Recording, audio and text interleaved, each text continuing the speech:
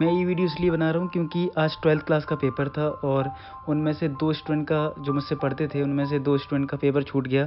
उनका फ़ोन आया था, सर मेरा पेपर छूट गया 10 नंबर का और एक का 15 नंबर का। तो मुझे लगता है कि इस वीडियो को बनाने से शायद से हो सकता है कि जो आने वाले पेपर हैं उनमें किसी का पेपर ना छूटे। तो कुछ पॉइंट्स मैंने निकाले हैं जिससे कि आप उन पॉइंट्स को ध्यान रखिए तो शायद किसी का भी पेपर नहीं छूटेगा। इसमें मैं 3 टाइप के स्टूडेंट की बात करूँगा। पहला वो जिन्होंने ऑलरेडी बहुत सारे सैम पेपर किए हैं, उनकी प्रैक्टिस है कि वो 3 आवर्स में पूरा पेपर कर लेते हैं। दूसरा, कुछ स्टूडेंट को आता सब कुछ है लेकिन उनकी स्पीड थोड़ी स्लो होती है, इस वजह से उनका कई बार पेपर छूट जाता है। तीसरा, वो स्टूडेंट जो सिर्फ पास होना चाहते हैं, थोड़ा-सा अच्छा स्कोर करना चाहते हैं क्योंकि प्रिपरेशन इतनी अच्छी नहीं है कि बहुत अच्छा स्कोर करेंगे, बस उनको किसी भी तरीके से पास होना है। तो मैं जो स्टेप बताऊँगा अगर वो आप फॉलो करते तो आप भी अच्छा स्कोर कर सकते हैं।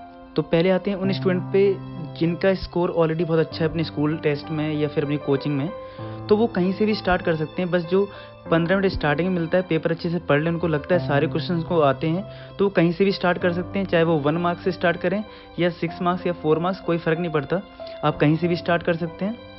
दूसरा, वो स्टूडेंट जिनकी स्पीड थोड़ी स्लो है, तो मैं उनसे ये कहूँगा पहले वो उन क्वेश्चंस को करें जो ज़्यादा मार्क्स के, यानी कि 4 या फिर 6 मार्क्स के। क्योंकि अगर आप वो पहले कर लेते हैं तो होगा क्या, आपका एक बर्डन कम हो जाएगा स्टार्टिंग में ही। तो लास्ट में जो 1 मार्क के क्वेश्चन होंगे, अगर उसमें आपने कोई शॉर्टकट यूज कर भी लिया तभी आपको मार्क्स फुल मिल जाएंगे।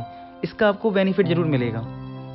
तीसरे टाइप के स्टूडेंट जिनकी प्रिपरेशन उतनी अच्छी नहीं है, पेपर पास आ चुके हैं, अब उनको 1 या 2 दिन में जितना भी उनका गैप है पेपर में अच्छे से पढ़ के पेपर देने की कोशिश कर रहे हैं, तो मैं उन स्टूडेंट को ये कहूँगा कि पहले आप पेपर को बहुत अच्छे से पढ़ें, फिर ये आइडेंटिफाई करें कि कौन से क्वेश्चंस अच्छे से आते हैं, पहले वो सिलेक्ट करें अच्छे से।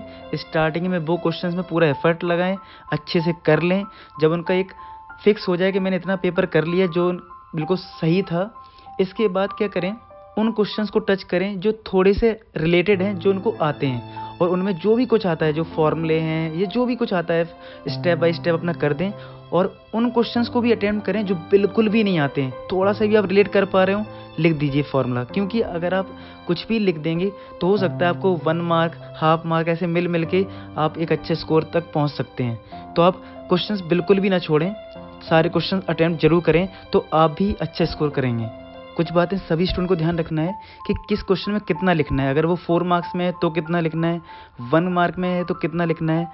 तो आपको स्टेप वाइज लिखना है और पॉइंट वाइज लिखना है, और ये ध्यान रखना है कि कौन सा क्वेश्चन कितने नंबर का है। ये नहीं कि 1 नंबर का है, पता चले लिखने में लगे आप 1 पे।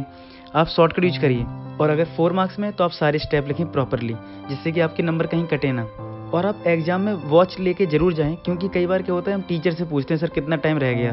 तो जब हम टीचर से पूछते हैं तो हमें भी कई बार कन्फ्यूजन होती है कि अभी हमें कितना पेपर छूटेगा, कितना हम कर लेंगे, ये कहीं ना कहीं माइंड में चलता रहता है। कई बार हमें लगता है अभी हमारे पास 20 मिनट हैं, हम कन्फ्यूज होते रहते हैं। तो इससे अच्छा आप अगर वॉच लेके जाएंगे तो आपको पता रहेगा मेरे पास कितना टाइम अभी बचा हुआ है, और आप भी बार बार डिस्टर्ब नहीं होंगे कि टीचर को बार बार डिस्टर्ब कर रहे हो। अब टीचर से आप जब पूछोगे तो वो भी पहले आपको बताएगा, तो क्लास भी डिस्टर्ब होगी और हो सकता है आप भी डिस्टर्ब हो जाएं।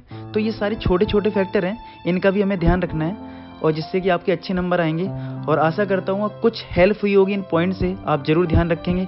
आप सभी सफल हों। धन्यवाद।